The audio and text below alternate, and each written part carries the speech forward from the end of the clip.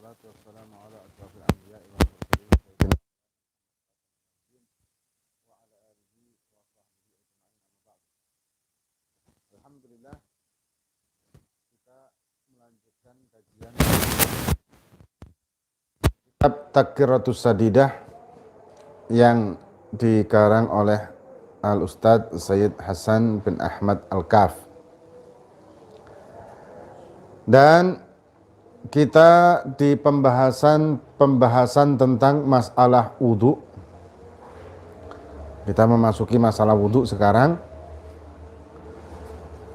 Dikatakan setelah kita membahas tentang fardu wudhu.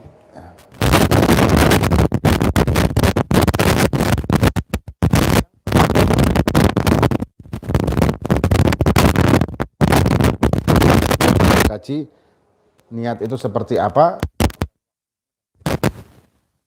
Kemudian yang kedua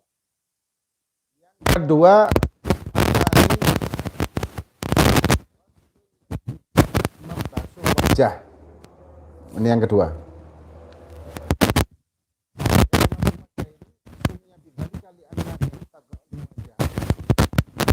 Makan wajah ini orang nggak dengan wajah. Nah, kemudian wahadduhu tulan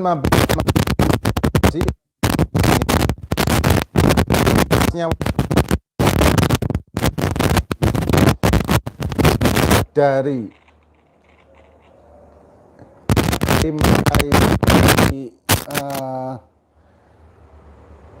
mimana biti sya'ri ra'si ila muntahal lihyain.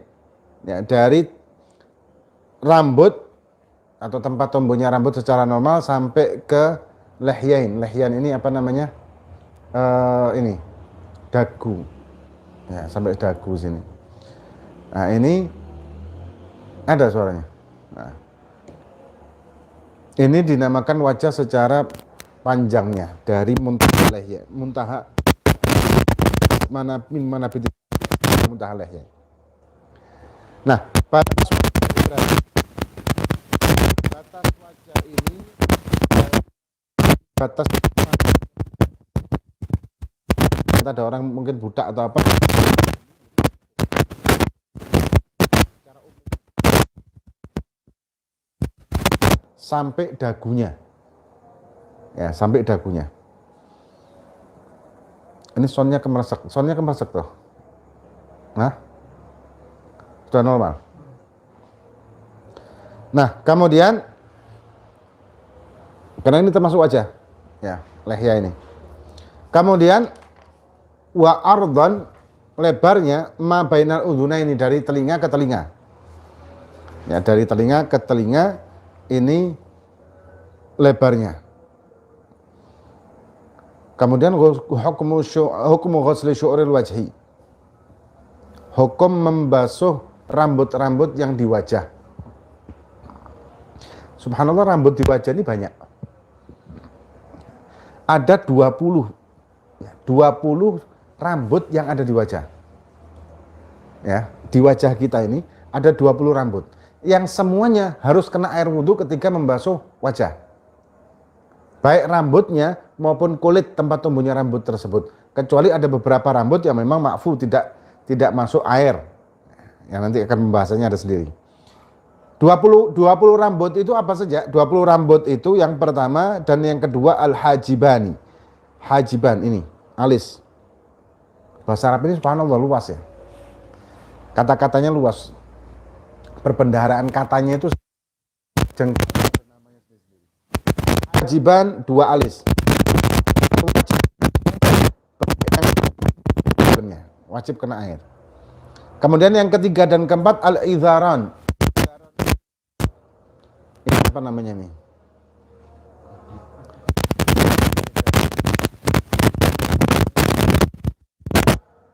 Rambut yang di sebelahnya telinga. Rambut pelipis ini. Walhasil ini ya, godek kalau bahasa Jawanya. Itu namanya idharan. Ini juga harus kena air. Termasuk bagi para ibu-ibu ininya panjang. Biasanya ada ibu-ibu itu yang ininya panjang. Nah, ini juga termasuk wajah karena rambutnya tumbuh dari sini. Ini termasuk wajah yang harus kena air seluruhnya walaupun panjang. Semuanya harus. Nah, kemudian yang berikutnya al-ahdab, al-ba'ah. Ahdab ini bulu mata. Baik bulu kiri. Ini semua juga harus kena air. Maka itu kalau misalkan kita ada kotoran mata, ya, romas namanya, ada kotoran mata, ini harus dibersihkan.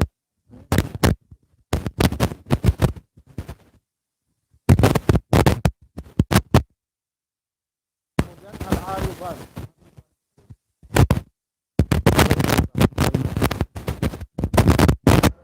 Ke sampai sini. Ya, sampai sini namanya arifan. Yang ada di bulu-bulu yang ada di pipi. Ini namanya khaddan. Mungkin ada orang kan yang tebal sampai sini. Nah, ini namanya khaddan yang ini. Yang ini yang arid yang ini. Kemudian syarib ini kumis.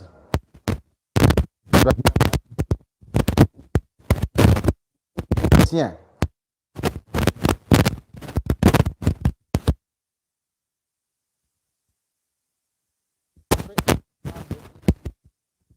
Kumis ini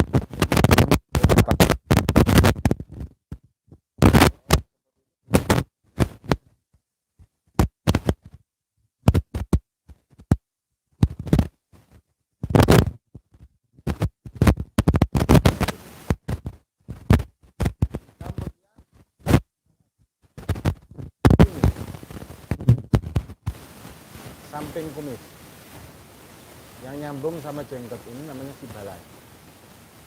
Kemudian ada lagi anfagoh ini bawah bibir. Nah.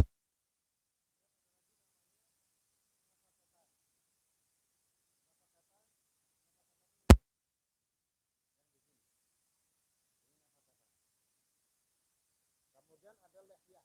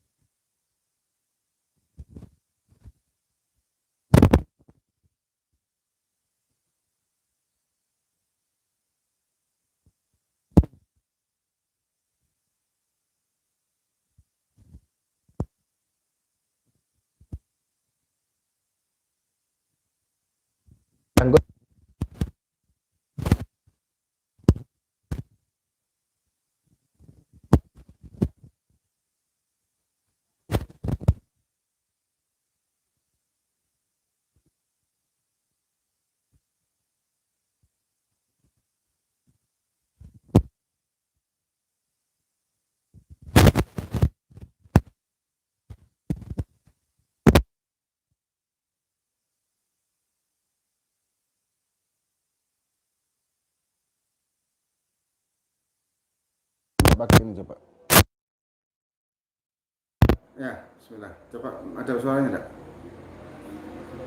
Ada suaranya? Sering tadi ada suaranya. Hah? Sering tadi ada suaranya. Yang sekarang? Sekarang enggak ada. Sekarang pakai ini dilepas ininya. Ini dibilang di sini enggak ada suaranya. Oh, ada, sudah muncul suaranya sekarang. Nah, kemudian itu tadi ya, kembali lagi ke masalah tadi. Jadi kalau cambang dan brewok janggut dan janggut, brewok dan janggut itu kalau tebal maka ma'fu basuh cuman di dohirnya saja, yang di batin dalamnya sini enggak, yang dari sini enggak, ya cuman dari sini aja, luarnya toh dibasahi. Ya. Yang ini enggak usah sampai dalam, enggak usah sampai ke dalam kulit-kulitnya, ini juga enggak perlu. Nah kemudian, nah sekarang sudah dengar katanya. Ya, berarti mungkin ini ada error dengan mic-nya. Nah, kemudian dhabitul lihyal kathifa wal khafifa, dan terus perbedaannya antara jenggot yang tebal dan yang tipis itu seperti apa? Al kathifa yang tebal itu hiya allati la tura basyaratuha min majlisit takhatub mayusawi metron wa nisfan takriban atau 3 dhira', wal khafifa aksu dzalik. Yang dimaksud jenggot atau cambang ya, cambang atau jenggot yang tebal, yang dimaksud tebal itu adalah kalau tidak nampak kulit dengan jarak 1,5 meter kira-kira. Ya kira-kira 3 dhira' atau 1,5 meter, tidak nampak warna kulit tempat tumbuhnya jenggot. Kalau tidak nampak karena tebal ini tadi, tidak nampak dinamakan tebal dan tidak wajib masuk ke dalam kulit ketika wudhu. Nah, jadi ma'fu. Ya. Jadi ma'fu tidak masuk ke dalam kulit. Nah, tapi kalau tipis, kelihatan, warna kulitnya masih kelihatan, maka wajib masuk ke dalam apa namanya, ininya, ke dalam apa namanya, kulit, tempat tumbuhnya rambut tadi. Kemudian yang ketiga sekarang, ats-tsalits ghaslul yadaini ma'al mirfaqain, membasuh kedua tangan bersamaan dengan dua siku. Ini hilang lagi katanya. Hah? Ini yang error mic-nya apa HP-nya? Hah? Ya mungkin kita lanjut besok aja lah sambil betulkan. Ya maklum lah. Peralatannya ngasih peralatan seadanya. Jadi ada. Tapi ini katanya ada yang mengatakan hilang. Ada bilang ini? Hah? Apanya? HP-nya yang Apanya yang lihat ya apa? speaker. Oh, Pemirsa. kesalahan bukan pada televisi Anda. Kemudian ats-tsalitsu, yang ketiga sekarang, ghaslul yadaini ma'al mirfaqain, membasuh kedua tangan bersama dengan dua sikunya. Mirfaqan di sini yang dimaksud mirfaqan adalah humal admani al-barizani baina sa'id wal adud. Dua tulang yang bersambung antara lengan atas dengan lengan bawah dengan lengan atas. Ada tulang ini, tulang engsel ini yang menyambung, itu namanya mirfaq. Engselnya ini. Nah, karena ada dua tulang ini yang bersatu gini. Ya. Kemudian, nah, wa fi kulli mirfaqan, wa fi kulli yadin mirfaqan. Setiap ini kan ada dua tulang gini. Nah, ini dinamakan sa'id. Ini sa'id. Ini adud, lengan atas dengan lengan bawah. Wa yajibu ghuslu juz'in minal adud liyata'akkad min ghuslil yad kulliha liqaidah ma la yatimu wajib illa bi fa huwa wajib. Nah, batas wudu itu aslinya kan sampai siku aja. Sampai mirfaqain. Cuman kalau kita pas persis mirfaq ini tidak mungkin bisa. Maka wajib dilebihkan sampai lengan atas. Adud ini lengan atas wajib dilebihkan di atas siku. Hukumnya wajib dengan kaidah di dalam fikih ma la yatimul wajib illa bihi fa huwa wajib.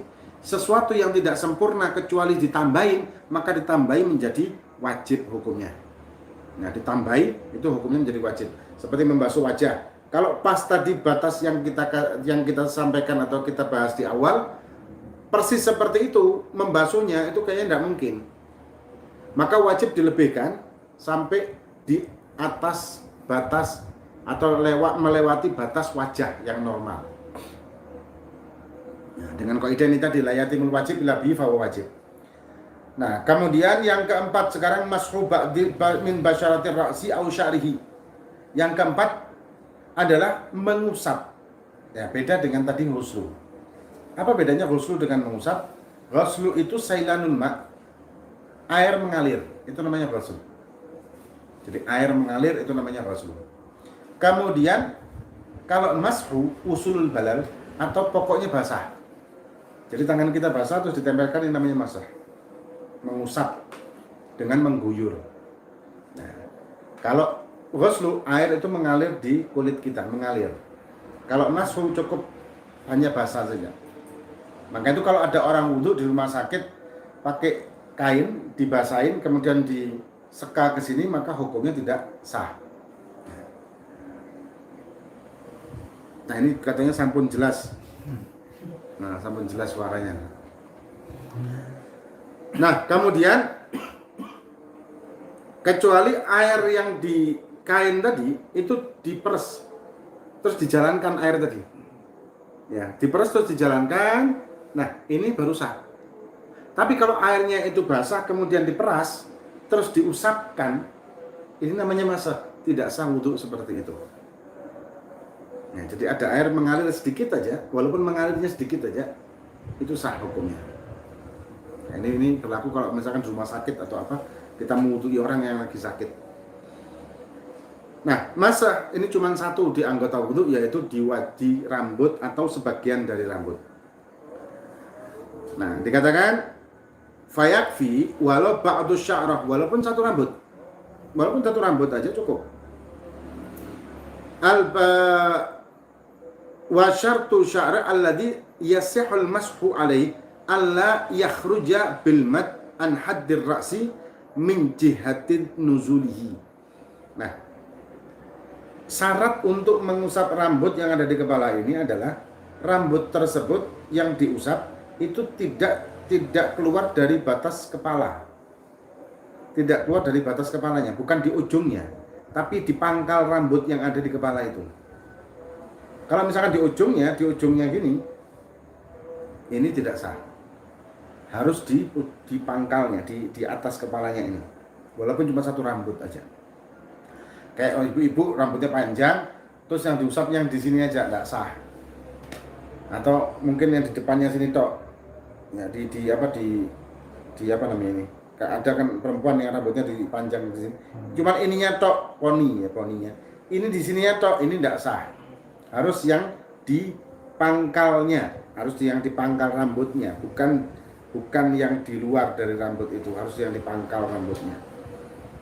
Walaupun cuman satu helai rambut saja yang basah, maka hukumnya sah. Kemudian yang kelima ghuslur rijlaini ma'al ka'bain. Membasuh, kali ini lah ghusl lagi membasuh rijlaini, dua kaki kita, ma'al ka'bain, bersama dengan dua mata kaki. Sama kayak tadi di siku tadi. Kalau di mata kaki persis pas di mata kaki tidak mungkin sempurna, maka harus di atas mata kaki. Ya, harus di atas mata kaki membasuhnya. Nah, ka'ban ini yang maksudnya apa? Ka'ban atau dua mata kaki, humal azmani al-barizani bainal qadam wasyak. Antara betis dengan kaki. Sambungan tulang antara betis dengan kaki itu dinamakan ka'ab atau mata kaki kalau bahasa kita. Wa fi kulli rijlin ka'ban.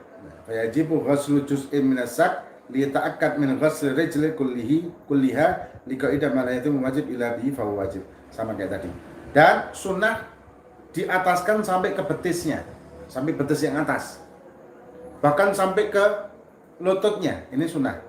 Ya, membasuh kaki sampai lutut sunnah, tapi dengan catatan waktu membasuh tersebut itu tidak membuka aurat di depan orang yang bukan mahramnya dia. Nah, atau kalau sama-sama lakinya tidak membuka lututnya, karena lutut merupakan aurat antar sesama lelaki. Lutut ini adalah aurat, kita buka lutut ketika wudhu, ada orang laki juga di situ sama-sama wudhu, maka hukumnya haram. Karena banyak orang begitu kan. Atau kalau lagi musim hujan, jalan ke masjid takut becek, sarungnya diangkat. Nah, diangkatnya sarung ini sampai di atas lutut, hukumnya haram. Hukumnya haram. Sama dengan kayak wudhu, tapi ada orang lain. Beda kalau dia wudhu sendirian. Atau wudhunya di kamar kecil, tertutup, terkunci, dia wudhu di dalam situ, maka tidak masalah dia buka auratnya. Tapi kalau wudhunya itu di luar, hukumnya haram. Ya, hukumnya haram. Kalau terbuka auratnya, ada orang laki lain. Nah, kalau tidak ada orang laki lain, bagaimana? Kalau tidak ada orang laki dan tempatnya agak tersembunyi, ya tidak masalah, boleh-boleh aja buka lututnya. Nah, itu. Kemudian yang terakhir, at-tartib, berurutan. Lianna Rasulullah SAW tawadda'a murattiban. Kanjeng Nabi Muhammad SAW, beliau berwudu tertib berurutan dari wajah, tangan, rambut, kaki. Ya, ini berurutan. Nah, kemudian, berurutan ini tidak sah anggota yang nomor 2 sebelum anggota pertama sah. Dan selanjutnya. Jadi, tidak sah membasuh tangan sebelum membasuh wajah sempurna. Dan tidak sah mengusap rambut sebelum membasuh tangan sempurna. Kedua tangan. Dan tidak sah membasuh kaki sebelum mengusap rambut sempurna. Ini makna urut. Atau makna tertib berurutan. Ada masalah.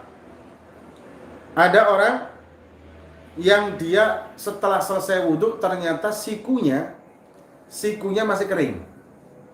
Ya, sikunya masih kering. Maka dia wajib mengulang wudhu ini dari mana? Dari tangan, bukan dari wajah. Dari tangan yang tadi kering, kemudian harus mengusap rambutnya dan membasuh kakinya lagi. Yang wajah tidak usah. Kenapa? Karena wajah sudah sah. Ya. Jadi wajah sudah sah. Tinggal tangan yang tadi belum sah, baru kemudian selanjutnya. Yang selanjutnya ini kan tidak sah karena tangan tidak sah. Itu makna berurutan, ya, makna berurutan di dalam wudhu. Jadi tidak boleh berpindah ke anggota yang lain kecuali anggota yang sebelum anggota wudhu yang sebelumnya sudah sempurna, sudah sah, baru berpindah ke anggota yang lain. Nah, kemudian karena dikatakan oleh Imam Syafi'i, innallaha dzakaral mamsuha bainal maghsulain wa dzalika linuqtatit tartib, yang sebelumnya sudah pernah kita bahas bahwa tartib ini alasannya karena antara ghuslu dengan mashu ini ada loncat satu. Ya, ini alasan untuk adanya kewajiban berurutan atau tartib. Kemudian idan ghamasa fil ma walau lahdatan wa nawal wudu wa huwa munqabis sagata wujubut tartib wa huwa al-mu'tamad inda Nawawi. Lianna tartib yahsulu fi lahdhatil latifah la tudraku bil hiss wa inda rafi'i la budda min al-maq zamanan yumkinu fihi takdir tartib. Nah, kalau kita menyelam memasukkan seluruh anggota wudhu kita ke dalam air. Jadi memasukkan seluruh anggota wudhu kita ke dalam air. Terus ketika sudah ada di dalam air, kita mengucapkan nawaitu fardhul wudhu dan terus keluar dari air, maka kita sudah sah wudhunya. Menurut Imam Nawawi, walaupun cuma sebentar. Walaupun menyelamnya itu cuma sebentar, keluar lagi sudah sah wudhunya. Dengan niat ketika semua anggota wudhu sudah ada di dalam air, kemudian dia niat nawaitu fardhul wudhu, langsung sah. Menurut Al-Imam Nawawi. Kalau Imam Rafi'i mengatakan sebaliknya. Kalau Imam Rafi'i mengatakan la budda minal makti zamanan yumkinu fihi takdirut tartib. Kalau Imam Rafi'i mengatakan menyelamnya dan dia wudhu di waktu nyelam tersebut harus selama, kalau dia wudhu secara normal. Kalau dia wudhu secara normal 5 menit, maka nyelamnya 5 menit. Bisa-bisa tidak bangun lagi tuh. Kalau Imam Nawawi tidak, dan ini muktamad, maksudnya ini pendapat yang lebih bisa dipegangi, adalah cukup sebentar saja masuk ke dalam air, asal semua anggota wudhu sudah di dalam air, langsung dia niat nawaitu fardhul wudhu, terus keluar, sudah. cukup, sah hukumnya.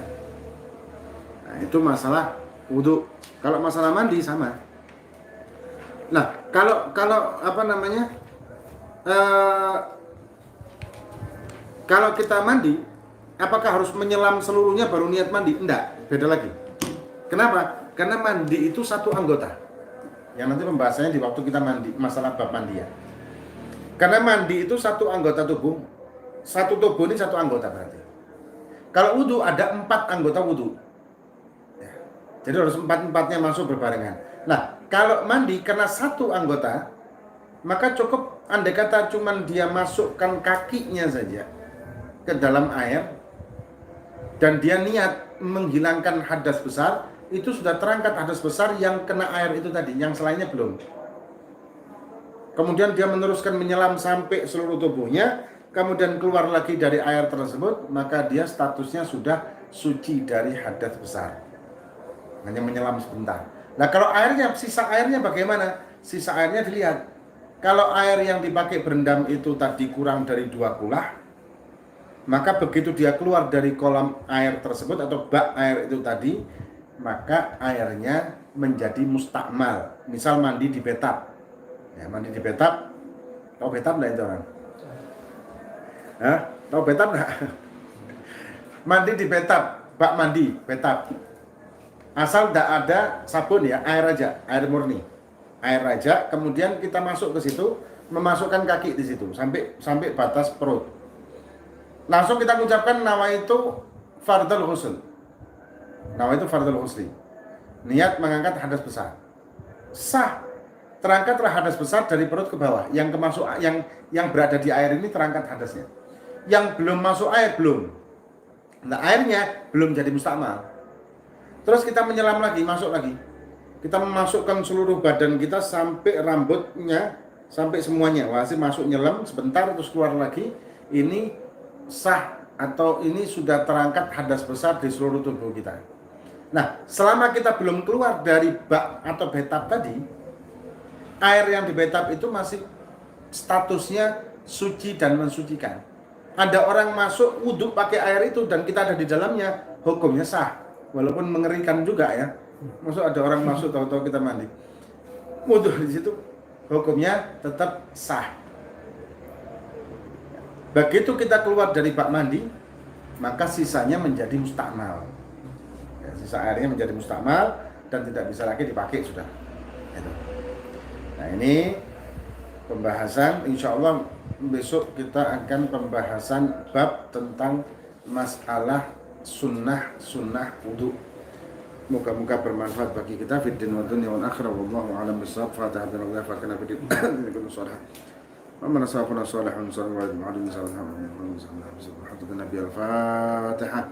A'udzu billahi minasyaitonir rajim. Bismillahirrahmanirrahim.